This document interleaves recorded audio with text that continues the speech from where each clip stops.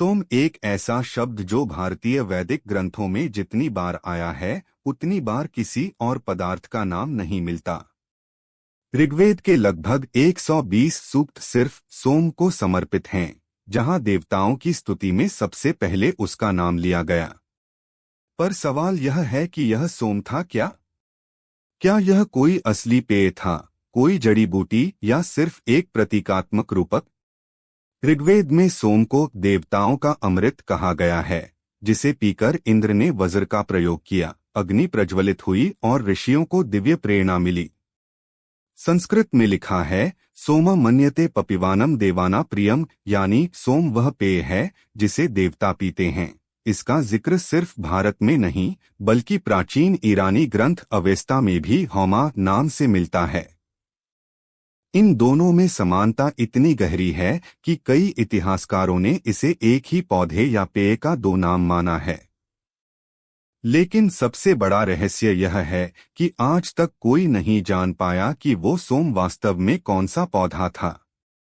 वैदिक मंत्रों में लिखा है कि सोम का रस पहाड़ी इलाकों में उगने वाले पौधे से निकाला जाता था, जिसे पत्थरों से दबाकर निचोड़ा जाता था, फिर पानी और दूध के साथ मिलाकर अग्नि में अर्पित किया जाता था। इसे पीने से चेतना बदल जाती थी, शरीर में ऊर्जा भर जाती थी और मन दिव्य अनुभव से भर उठता था। यह कोई आम द्रव्य नहीं था, इसके सेवन को यज्ञ का पवित्र हिस्सा माना गया। वैदिक काल के लोग मानते थे कि सोम में जीवन शक्ति है, जो मृत शरीर को भी अमर कर सकती है। कुछ विद्वानों का कहना है कि सोम शायद कोई हर्बल जूस था, जैसे सरकंडे या एफेड्रा पौधे का रस जो पहाड़ों में मिलता है और जिसमें प्राकृतिक उत्तेजक तत्व पाए जाते हैं। वहीं कुछ वैज्ञानिकों का मानना है कि सोम किसी साइकेडेलिक पौधे से बना था जो चेतना को विस्तार देता था, जैसे अमनिटा मस्केरिया, एमनाइटा मुस्केरिया नाम का मशरूम, जिसका इस्तेमाल साइबेरियन सभ्यताएं करती थीं। मगर इस पर कोई ठोस प्रमाण नहीं। पुरातत्वविदों ने अफगानिस्तान और तुर्कमेनिस्तान में मिले 4000 साल पुराने पात्रों में ऐसे अवशेष पाए हैं जिनमें हेम्प, अफीम और एफेड्रा जैसी सामग्री के निशान मिले। ये वही क्षेत्र हैं जहां आर्य सभ्यता का प्रारंभ माना जाता है। इससे यह संकेत मिलता है कि सोम शायद प्राकृतिक और औषधीय तत्वों का मिश्रण था। लेकिन वैदिक संदर्भ में यह सिर्फ एक पेय नहीं बल्कि एक देवत्व का माध्यम था, ऐसा माध्यम जिससे मनुष्य अपनी सीमाओं से ऊपर उठकर दिव्यता को महसूस कर सके। ऋषि कहते थे, हमने सोम का पान किया, हम अमर हो गए। यह वाक्य उस समय के लोगों की आध्यात्मिक चेतना को दर्शाता है। पर आज के वैज्ञानिक युग में सवाल उठता है, क्या यह अनुभव सच में किसी पेय से संभव था या यह ध्यान और यज्ञ की मानसिक अवस्था का परिणाम था? यही रहस्य हमें अगले भाग की ओर ले जाता है, जहां हम खोजेंगे कि क्या सोम सचमुच अमृत था या सिर्फ एक औषधीय पेय। जब हम ऋग्वेद में सोम की स्तुति पढ़ते हैं तो ऐसा लगता है जैसे यह कोई साधारण पौधा या जूस नहीं बल्कि कुछ ऐसा पदार्थ था जिसने पूरी सभ्यता की धार्मिक चेतना को बदल दिया। वेदों में सोम को अमृत कहा गया है, यानी ऐसा पेय जो मृत्यु के पार जीवन देता है। इंद्र, अग्नि और वरुण जैसे देवता उसी से शक्ति प्राप्त करते थे। लेकिन आधुनिक दृष्टिकोण से देखने पर यह सवाल और भी रोचक बन जाता है कि क्या सचमुच कोई ऐसा पेय था जो अमरता देता था या यह सिर्फ एक रूपक मेटाफोर था।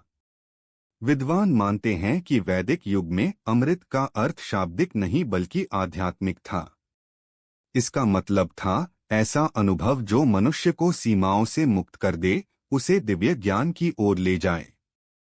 यानी सोम स्पिरिचुअल एनर्जी ड्रिंक की तरह था, जो शरीर से ज्यादा मन और चेतना को प्रभावित करता था। वैज्ञानिकों और इतिहासकारों ने जब ऋग्वेद के मंत्रों का विश्लेषण किया तो पाया कि सोम के गुणों का वर्णन बहुत विशिष्ट है। यह लाल रंग का होता था, पत्थरों से निचोड़ा जाता था, दूध के साथ मिलाया जाता था और फिर अग्नि को अर्पित किया जाता था। इसका मतलब यह कि यह कोई वनस्पति आधारित रस था, न कि काल्पनिक पेय। कुछ शोधकर्ताओं का मत है कि यह संभवतः एफेड्रा नामक पौधे से बना पेय था, जिसमें एफेड्रिन नामक रसायन पाया जाता है। यह दिमाग में एड्रेनालिन जैसा असर डालता है और ध्यान, एकाग्रता तथा उत्साह बढ़ाता है। यही कारण है कि वेदों में लिखा है, इंद्र ने सोम पीकर दानवों को परास्त किया, यानी सोम ने मनुष्य को शारीरिक और मानसिक बल दिया। वहीं दूसरी ओर कुछ लोग कहते हैं कि सोम अमनिटा मशरूम या कैनाबिस भांग जैसा कोई साइकोएक्टिव पदार्थ था, जिससे चेतना की अवस्था बदल जाती थी और यही परिवर्तन देवत्व का अनुभव कहलाया।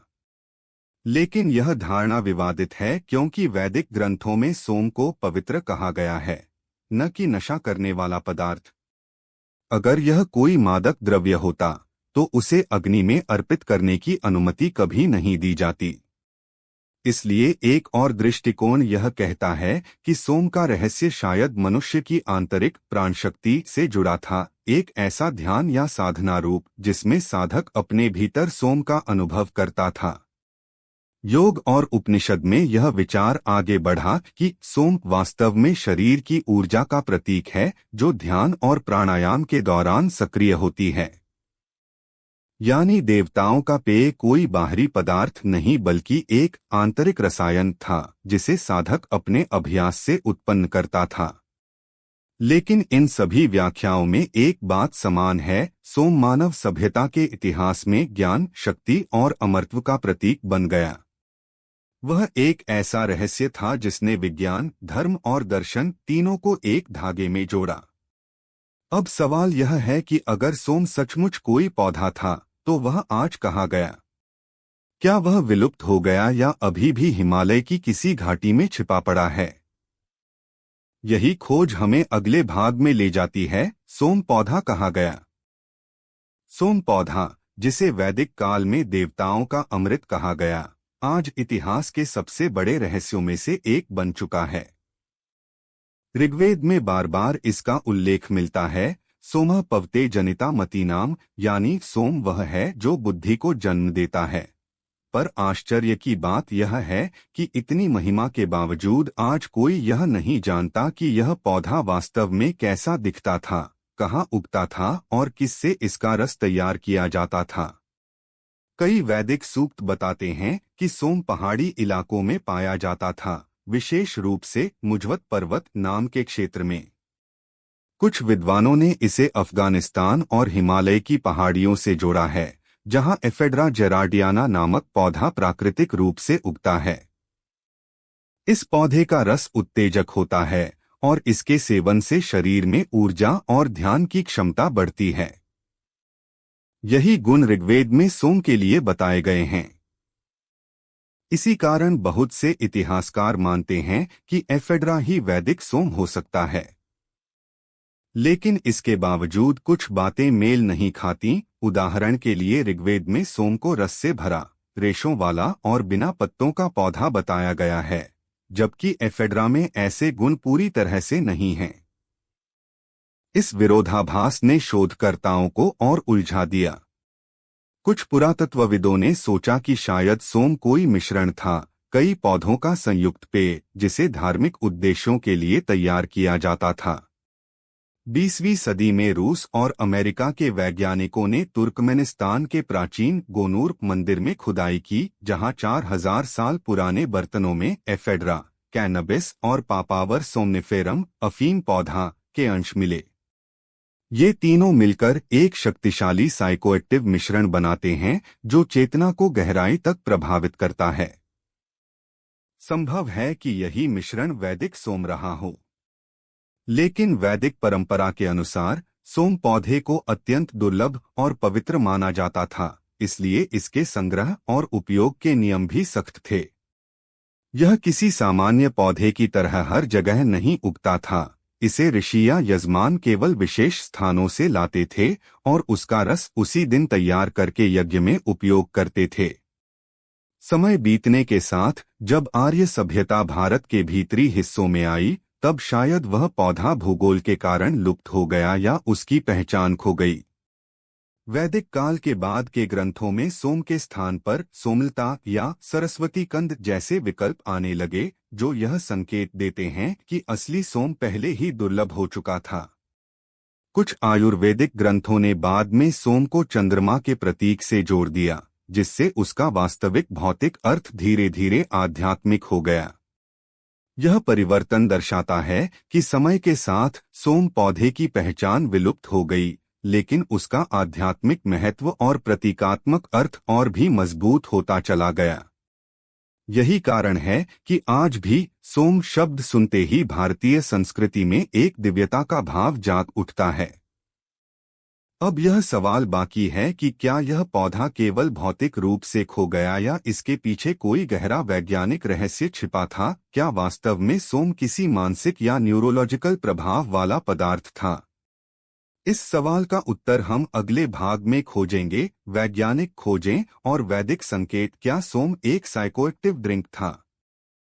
सोम को लेकर आधुनिक वैज्ञानिक दृष्टिकोण ने पिछले कुछ दशकों में कई चौंकाने वाले निष्कर्ष दिए हैं।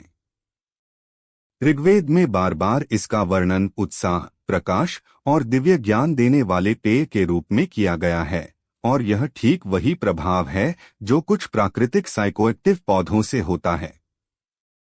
इसीलिए कई वैज्ञानिकों ने यह परिकल्पना रखी कि शायद सोम कोई ऐसा पदार्थ था जिसमें मनोसक्रिय साइकोएक्टिव तत्व मौजूद थे जो चेतना की अवस्था को बदल देते थे।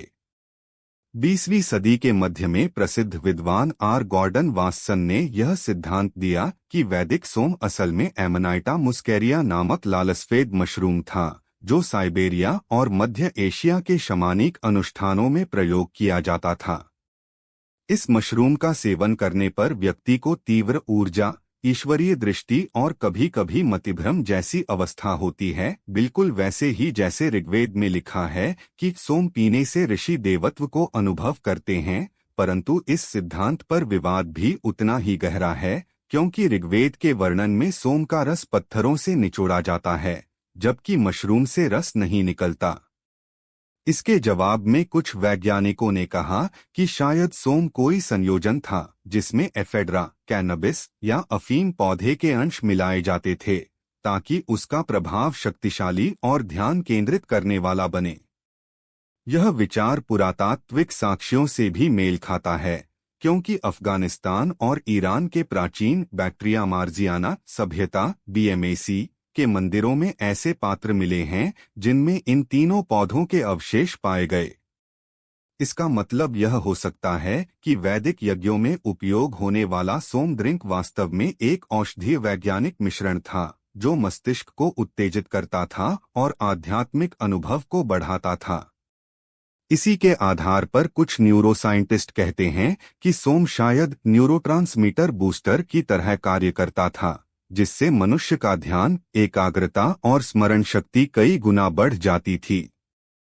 यही कारण है कि इंद्र, अग्नि और अन्य देवताओं के संदर्भ में कहा गया है कि उन्होंने सोम पीकर असंभव को संभव कर दिया। आधुनिक केमिस्ट्री की दृष्टि से देखें तो यह किसी प्राकृतिक एनर्जी मॉड्यूलेटर जैसा लगता है, न कि चमत्कार। भारतीय परंपरा में यह प्रयोग यज्ञ के माध्यम से किया जाता था, जहां सोम को शुद्धिकरण और ऊर्जा दोनों का प्रतीक माना गया।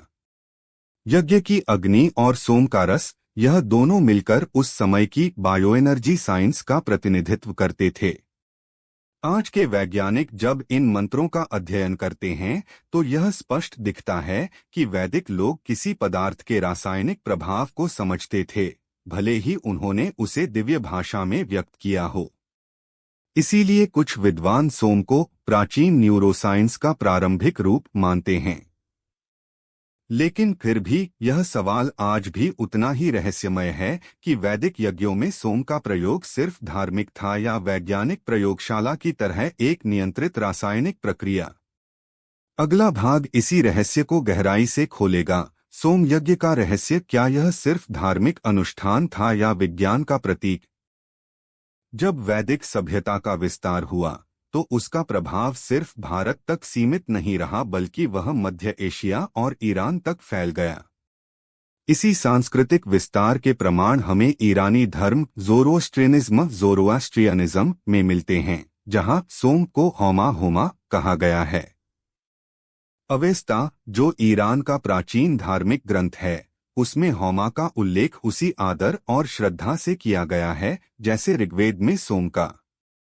अवेस्ता के अनुसार होमा एक पवित्र पौधा था जिसे दबाकर उसका रस निकाला जाता था, यज्ञ में अग्नि को अर्पित किया जाता था और फिर पुजारी उसे पीते थे ताकि वे अशावहिष्ट यानी सर्वोच्च सत्य की अनुभूति कर सकें।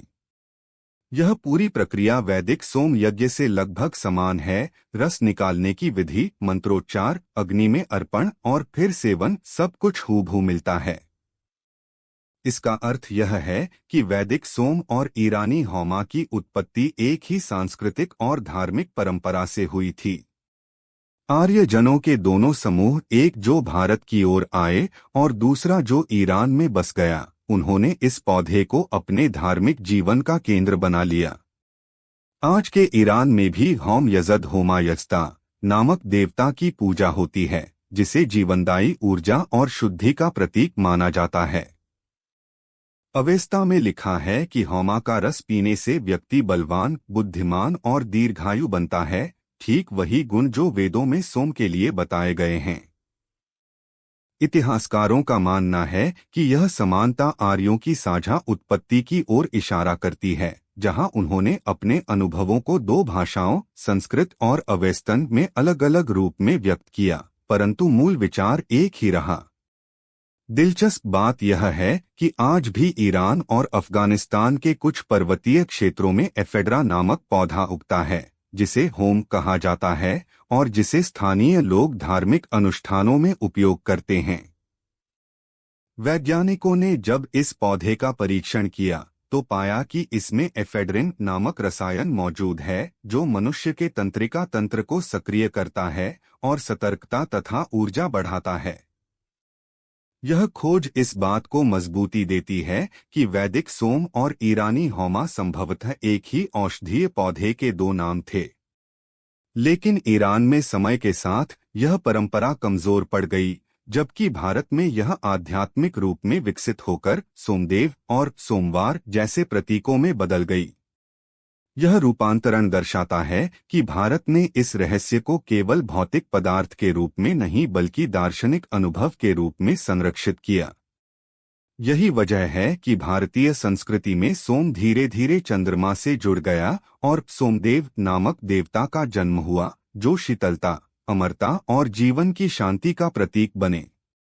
अगले भाग में हम इसी रहस्य को गहराई से समझेंगे। सोम और चंद्रमा का संबंध, क्या सोमदेव वास्तव में मून गॉड थे?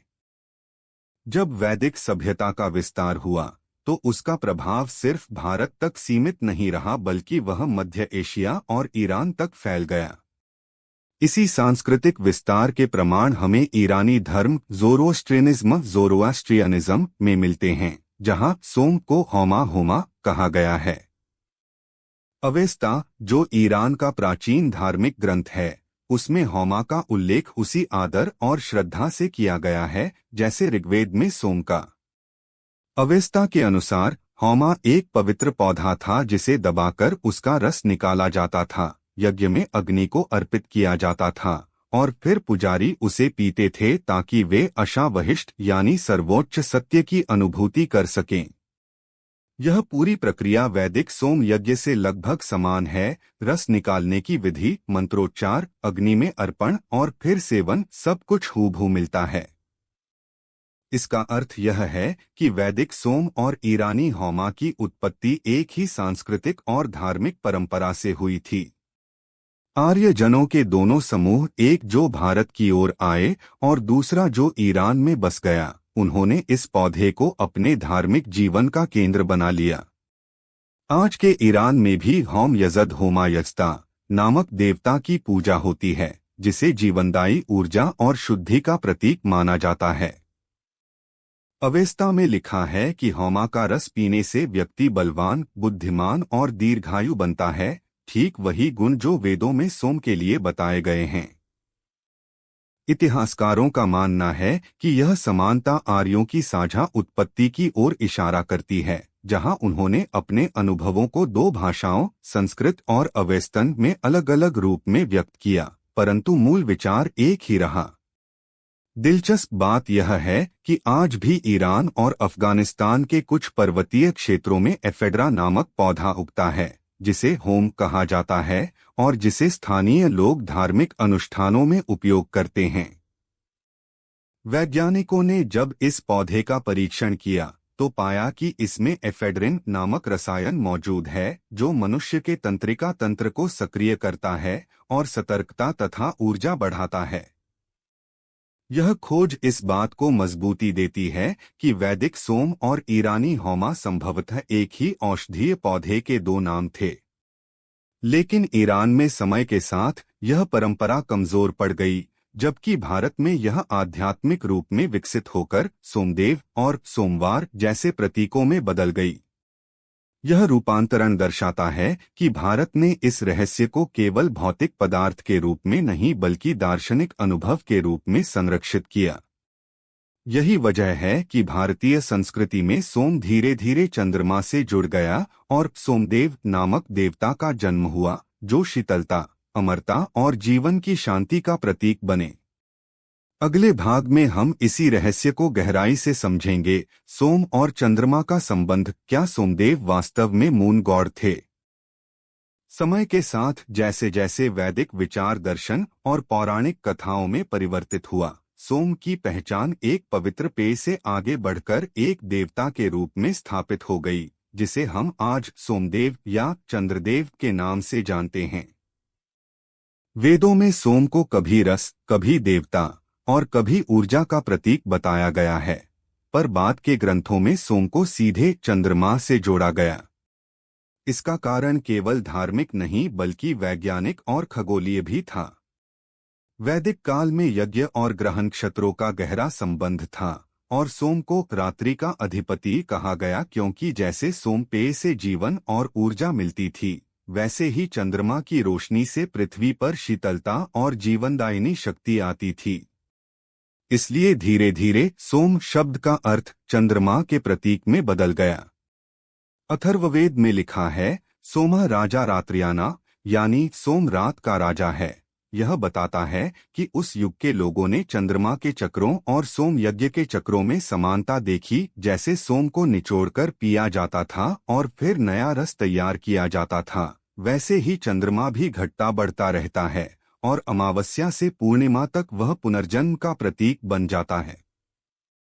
भारतीय ज्योतिष में भी सोम या चंद्रमा को मन, भावनाओं और ऊर्जा का स्रोत माना गया है, जो सोम रस के मनोवैज्ञानिक प्रभावों से मेल खाता है। पुराणों में सोमदेव को ब्रह्मा के पुत्र कहा गया है, जिनका विवाह दक्ष प्रजापति की 27 कन्याओं से हुआ, जो 27 नक्षत्रों का प्रतिनिधित्व करती हैं।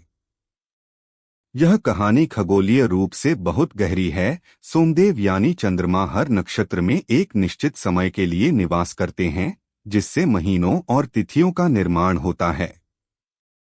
इस प्रकार सोम न केवल धार्मिक या औषधीय तत्व रहा, बल्कि वैदिक कैलेंडर और समय मापन का केंद्र भी बन गया। आगे चलकर सोम का अर्थ शारीरिक पेय से हटकर एक ब्रह्मांडीय ऊर्जा में बदल गया। वह अमृत जो चंद्रमा से पृथ्वी पर ओस के रूप में गिरता है, जो जीवन को पोषित करता है और मन को शीतल बनाता है। वैज्ञानिक दृष्टि से देखें तो यह विचार प्रतीकात्मक रूप से भी सही है, क्योंकि चंद्रमा पृथ्वी के ज्वारभाटा, कृषि और नींद जैसे जैविक चक्रों को नियंत्रित करता है, जो सीधे मानव जीवन से जुड़े हैं। शायद इसी वजह से ऋषियों ने कहा कि सोमदेव ही अमृत का वाहक हैं, जो हर रात्रि पृथ्वी पर जीवनदायिनी ऊर्जा बरसाते हैं। यह परिवर्तन यह भी दर्शाता है कि भारतीय सभ्यता ने सोम के रहस्य को केवल पदार्थ के स्तर पर नहीं बल्कि खगोल, जीवन और चेतना के स्तर पर समझा। इसीलिए सोमदेव आज भी पूजा जाते हैं, न केवल एक ग्रह के रूप में बल्कि उस अनंत ऊर्जा के प्रतीक के रूप में जो जीवन को निरंतर चलाती है। अब अगला भाग यह उजागर करेगा कि क्या वैदिक लोग केवल पूजा ही करते थे या वे वास्तव में रसायन शास्त्र के ज्ञाता थे। रसायन शास्त्र और सोम। क्या वैदिक युग में लोग बायोकेमिस्ट थे? अगर हम वैदिक युग के अनुष्ठानों, औषधियों और यज्ञों को ध्यान से देखें तो यह स्पष्ट होता है कि उस समय के लोग केवल धार्मिक आस्थाओं तक सीमित नहीं थे, बल्कि प्रकृति और रसायन के गहरे जानकार थे। सोम इसका सबसे बड़ा प्रमाण है। ऋग्वेद में कई बार सोम को रस, ओज, ऊर्जा और अमृत के रूप में वर्णित किया गया है, और ये सभी शब्द आधुनिक विज्ञान में केमिकल एनर्जी और बायोकेमिकल प्रोसेस से जुड़ते हैं। सोम का रस निकालने, उसे छानने और अग्नि में अर्पित करने की पूरी प्रक्रिया वास्तव में एक नियंत्रित रासायनिक प्रयोग थी। जब वैदिक युग के यजमान सोम का रस तैयार करते थे, तो वे उसे विभिन्न तत्वों दूध, जल, जौ और औषधीय पौधों के साथ मिलाते थे। आधुनिक विज्ञान कहता है कि ऐसे मिश्रणों से प्राकृतिक एल्कलॉइड और एंजाइम्स सक्रिय हो जाते हैं, जो मानव शरीर में न्यूरोट्रांसमीटर को प्रभावित करते हैं। यही कारण था कि ऋषि सोम के सेवन के बाद कहते थे, हम अमर हो गए हैं, क्योंकि यह रासायनिक रूप से उनके मस्तिष्क की अवस्था को बदल देता था और उन्हें एक अलौकिक अनुभव देता था। यह बिल्कुल वैसा ही है जैसे आज हम समझते हैं कि कुछ औषधियां या प्राकृतिक यौगिक मस्तिष्क में सेरोटोनिन और डोपामिन का स्तर बढ़ा देते हैं, जिससे व्यक्ति को शांति, उत्साह या दिव्यता का अनुभव होता है। यह बात बताती है कि वैदिक लोग नशे के अर्थ में नहीं बल्कि वैज्ञानिक प्रयोग के रूप में सोम का उपयोग करते थे। आयुर्वेद में भी रसायन तंत्र नामक शाखा है, जो शरीर की कोशिकाओं को पुनर्जीवित करने और दीर्घायु देने वाले पदार्थों का अध्ययन करती थी। रस शब्द का अर्थ ही था जीवन देने वाला तत्व। यही सोम का भी मूल अर्थ है। सोम केवल देवताओं का पेय नहीं था, बल्कि रसायन विद्या का प्रतीक था, ऐसा ज्ञान जो पदार्थ को ऊर्जा में और ऊर्जा को चेतना में परिवर्तित करता था।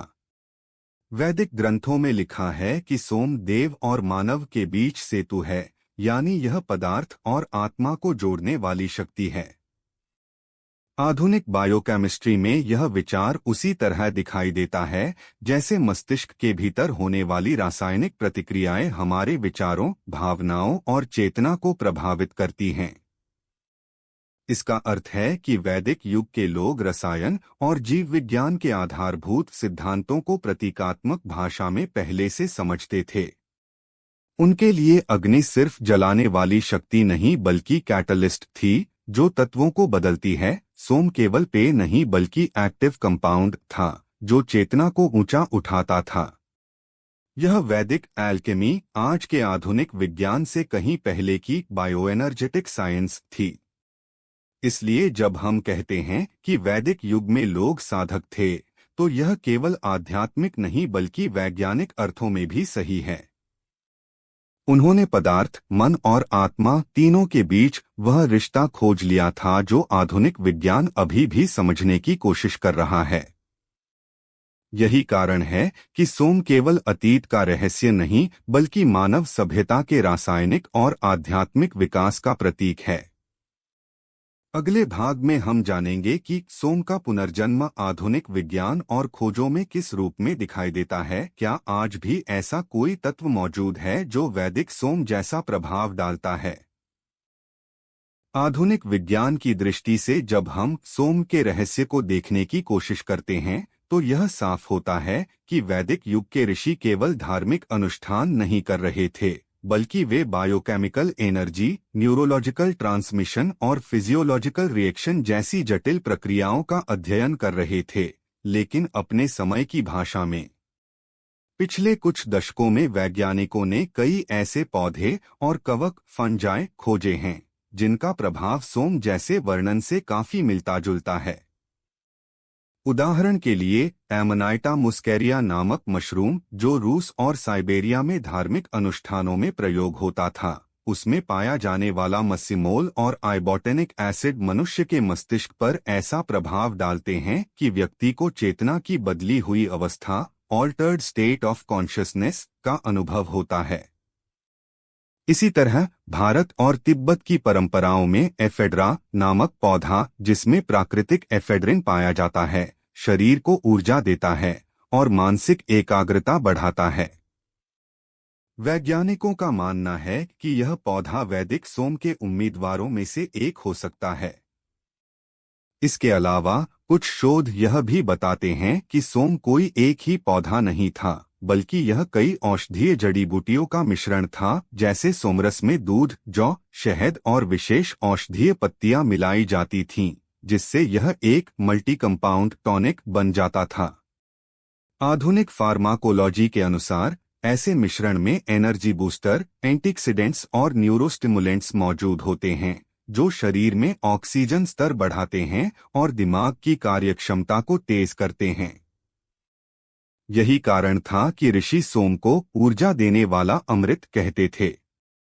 कई वैज्ञानिकों ने यह भी तुलना की है कि जैसे आज आयाहुस्का दक्षिण अमेरिका में एक धार्मिक पेय के रूप में प्रयोग होता है, जिसमें दो अलग पौधे मिलकर एक साइकोएक्टिव पेय बनाते हैं, वैसे ही वैदिक सोम भी संयोजित रासायनिक पेय था, जो शरीर और चेतना दोनों पर असर डालता था। दिलचस्प बात यह है कि आज के वैज्ञानिक जब ध्यान और मेडिटेशन के दौरान मस्तिष्क में डोपामिन और एंडोर्फिन के स्तर का अध्ययन करते हैं, तो उन्हें वही परिणाम मिलते हैं जो वैदिक ग्रंथों में सोम के सेवन के बाद आनंद, प्रकाश और अमृतत्व के रूप में वर्णित हैं। इसका मतलब है कि सोम एक प्रकार की न्यूरोकेमिकल एक्टिवेशन प्रक्रिया थी, या तो पेय के रूप में या फिर आध्यात्मिक अवस्था के माध्यम से प्राप्त होती थी। विज्ञान यह भी मानता है कि मनुष्य की चेतना केवल भौतिक नहीं है, यह रासायनिक और विद्युत प्रक्रियाओं का संयोजन है। इसलिए संभव है कि सोम वास्तव में एक प्राकृतिक पदार्थ था जिसने इन प्रक्रियाओं को तीव्र किया, जिससे व्यक्ति को देवत्व का अनुभव होता था। अगर हम इसे आधुनिक शब्दों में समझें तो सोम वह न्यूरोकेमिकल की था जो मस्तिष्क के भीतर डिवाइन एक्सपीरियंस का दरवाजा खोलता था। इस दृष्टि से देखा जाए तो सोम का रहस्य न केवल धार्मिक बल्कि वैज्ञानिक रूप से भी गहरा है। आज भले ही हम उस पेय को ठीक उसी रूप में न बना सकें, परंतु आधुनिक बायोटेक्नोलॉजी, न्यूरोसाइंस और फार्माकोलॉजी उसी दिशा में बढ़ रहे हैं, मानव चेतना को समझने और उसे नियंत्रित करने की ओर। यही सोम का पुनर्जन्म है, अब प्रयोगशालाओं में, शोध पत्रों में और ध्यान की गहराइयों में। अगले और अंतिम भाग में हम जानेंगे कि आखिर वैदिक सभ्यता ने सोम के जरिए हमें क्या सिखाया, और क्या यह रहस्य वास्तव में सुलझ गया है या अभी भी यह ब्रह्मांड का सबसे बड़ा प्रश्न बना हुआ है। सोम का रहस्य आज भी उतना ही रहस्यमय है जितना वैदिक युग में था, लेकिन हमने इसे कई दृष्टियों से समझने की कोशिश की: धार्मिक, वैज्ञानिक, खगोलीय और औषधीय। ऋग्वेद में सोम को देवताओं का अमृत कहा गया, जिसे पीकर इंद्र और अन्य देवता शक्ति, दिव्यता और ज्ञान प्राप्त करते थे।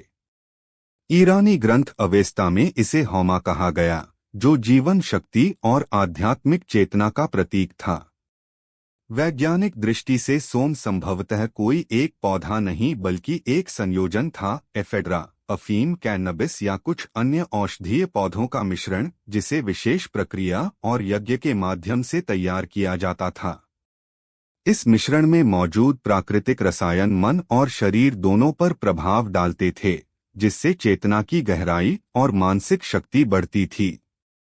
वैदिक यज्ञ में मंत्र, अग्नि और सोम का रस मिलकर एक बायोकेमिकल रिचुअल बनाते थे, जो न्यूरोसाइंस और रसायन शास्त्र के आधुनिक सिद्धांतों से मेल खाता है। इसके अलावा सोमदेव और चंद्रमा का संबंध यह दर्शाता है कि वैदिक सभ्यता ने प्राकृतिक चक्रों, खगोलीय गणना और जीवन शक्ति को भी समझा था। आधुनिक शोध बताते हैं कि ऐसे पौधों और प्रक्रियाओं का प्रभाव आज भी न्यूरोकेमिकल स्तर पर महसूस किया जा सकता है, यानी सोम का रहस्य केवल प्रतीकात्मक नहीं था, इसमें वास्तविक वैज्ञानिक आधार मौजूद था। अंतिम निष्कर्ष यही है कि सोम का अस्तित्व संभवतः भौतिक रूप में तो अब दुर्लभ या लुप्त हो गया, लेकिन इसका प्रभाव और ज्ञान वैदिक विज्ञान और संस्कृति में आज भी जीवित है। सोम ने मानव को न केवल ऊर्जा और चेतना दी, बल्कि उसे प्रकृति, खगोल और आत्मा के बीच संतुलन का अनुभव भी कराया। यह पेय या पदार्थ केवल देवताओं का अमृत नहीं था, बल्कि मानव चेतना और विज्ञान के बीच का पहला सेतु था। यानी सोम का रहस्य कभी पूर्ण रूप से खोया नहीं, यह आज भी हमारे ज्ञान, ध्यान और विज्ञान के माध्यम से जीवित है, और यही इसे इतिहास का सबसे बड़ा रहस्य और सबसे महान खोज बनाता है।